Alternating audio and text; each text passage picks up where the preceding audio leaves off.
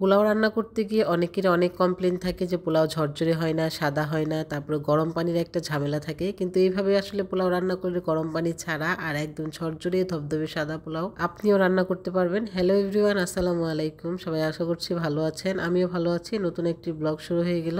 আজকে বাসায় হঠাৎ করে মেহমান চলে আসছে, আর মেহমানের কথা শুনে আমি তাড়াতাড়ি করে রান্না বসিয়ে দিলাম। আর মেহমান হচ্ছে আল্লাহর বরকত, যে ঘরে যত বেশি মেহমান আসে সেই ঘরে আল্লাহর বরকত তত বেশি হয়। আর আমার মেহমান আপ্যায়ন করতে খুবই ভালো লাগে, আর রান্না করতে তো আমার এমনিতেই ভালো লাগে, আর মেহমান আসলে একটু স্পেশাল রান্না করতে আরো বেশি ভালো লাগে। আর যদি রান্না ভালো হয় আর সেই রান্না খেয়ে সবাই যখন প্রশংসা করে তখন আসলে তৃপ্তিটাই অন্যরকম। নিজেদের সামর্থ্য অনুযায়ী আসলে মেহমানকে আপ্যায়ন করার চেষ্টা করি যতটুকু পারা যায়। আমার কাছে সবসময় মনে হয় যে আমার বাসায় কোনো অতিথি আসলে সে যেন আপ্যায়নের কোনো ত্রুটি না পায়, আন্তরিকতার কোনো ত্রুটি না পায়। সবসময় আসলে চেষ্টা করি আমার বাসায় যত মেহমান আসবে কেউ যাতে আমার আন্তরিকতা আর আপ্যায়নের ত্রুটি না পায়। আসলে কতটুকু করতে পারি তারা ভালো জানে, আর আল্লাহ ভালো জানে। অনেকে মেহমান আসাটাকে এত বেশি পছন্দ করে না আর খুবই ঝামেলার মনে করে, কিন্তু আসলে তারা জানে না যে একটা মেহমান যে কত বরকত নিয়ে আসে আল্লাহর পক্ষ থেকে। যাই হোক, অনেক কথাই বলে ফেললাম, আর আপনাদের সাথে কথা বলতে বলতে আমার রোস্ট রান্না শেষের দিকে। আমি মেহমানদের জন্য আজকে রোস্ট রান্না করছি। যখন ছোট ছিলাম তখন বাসায় যদি মেহমান আসতো আমরা খুবই খুশি হয়ে যেতাম যে আজকে খুব স্পেশাল স্পেশাল রান্না হবে। আর এখন যখন বড় হয়ে গেছি বাসায় মেহমান আসে তখনও অনেক বেশি ভালো লাগে যে আজকে খুব স্পেশাল আইটেমগুলো রান্না করা হবে। ছোট সময় মা রান্না করতো আর এখন আমি নিজে রান্না করি মেহমানদেরকে খাওয়াই। এটা আসলে ভাবতেই খুবই ভালো লাগে।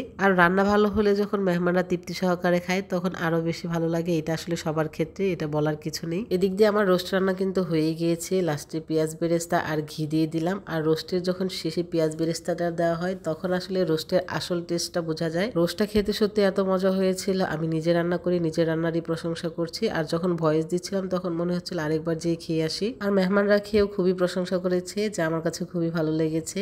এরপর আমি রাইস কুকারে পোলাওটা বসিয়ে দিব। আসলে যখন আমার খুব তাড়াহুড়ো থাকে তখন আমি রাইস কুকারে পোলাওটা বসাই, আর রাইস কুকারে পোলাওটা বসানো আমার কাছে সবচেয়ে সহজ পদ্ধতি মনে হয়। রাইস কুকারে পোলাও বসালে কিন্তু এটাতে কিন্তু এত ঝামেলা হয় না। পোলাওটা একবার সবকিছু করে বসিয়ে দিতে পারলেই কিন্তু পোলাওটা অল্প সময়ে হয়ে যায়।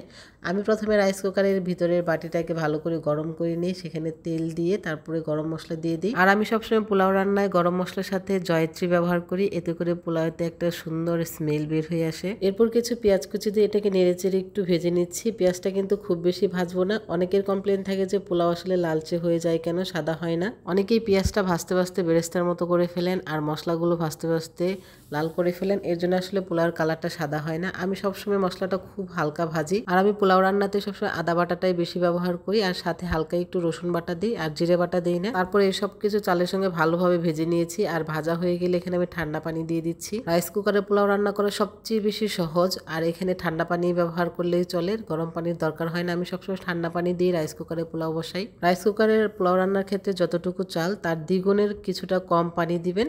যদি চাল 5 পট হয় তাহলে 4.5 পট পানি দিবেন, ঠান্ডা পানি দিবেন। ঠান্ডা পানি দিয়ে পোলাওটা আমার কাছে সবচেয়ে বেশি সুন্দর হয় মনে হয়। তারপর পোলাও হয়ে গেলে লাস্টে একটু ঘি দিয়ে দিলাম। দেখেন আমার রাইস কুকারের পোলাওটা কত সুন্দর ঝরঝরে আর এত সুন্দর সাদা হয়েছে।